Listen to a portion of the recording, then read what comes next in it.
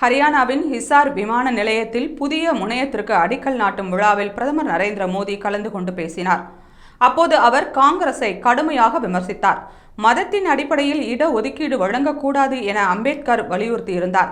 அரசமைப்பும் இதற்கு தடையாக உள்ளது.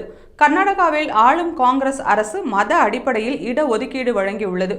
இதனால் SC, ST, OBC பிரிவினரின் உரிமைகள் பறிக்கப்பட்டுள்ளதாக மோடி குற்றம் சாட்டினார். மத்திய அரசில் இருந்தபோதும் தேர்தல் வெற்றிக்காக மட்டும் சில அடிப்படைவாத முஸ்லிம்களுக்கே திருப்தி அளிக்கும் விதமாக வக்ஃபு சட்டம் 2013இல் திருத்தப்பட்டதாக பிரதமர் கூறினார். இது அரசமைப்புக்கு எதிரானது என்றும் அம்பேத்கரின் நோக்கத்தை மீறும் செயல் என்றும் விமர்சித்தார்.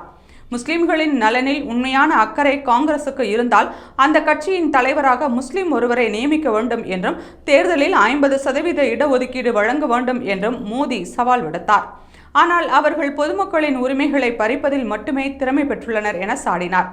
வக்ஃபு வாரியங்களிடம் இருக்கும் லட்சக்கணக்கான ஹெக்டேர் நிலங்கள் முறையாக பயன்படுத்தப்பட்டிருந்தால் பஸ்மந்தா முஸ்லிம்கள், ஏழைகள், பெண்கள் மற்றும் குழந்தைகள் பயனடைந்திருக்கலாம். ஆனால் அவை இல்லாத ஆளுக்கு செலவழிக்கப்பட்டன. இதனால் முஸ்லிம் இளைஞர்கள் சைக்கிள் டயர்களுக்கு பஞ்சர் ஒட்டும் வேலையில் உள்ளனர் என்றார். இந்நிலையில் மத்திய அரசு கொண்டு வந்த வக்ஃபு திருத்த சட்டத்தால் இனி ஏழைகள், பஸ்மந்தா முஸ்லிம்கள், கணவரை இழந்த பெண்கள், குழந்தைகள் உள்ளிட்டோருக்கு உரிய உரிமைகள் கிடைக்கும் என்றும் இதுவே உண்மையான சமூக நீதி எனவும் பிரதமர் மோடி தெரிவித்துள்ளார்.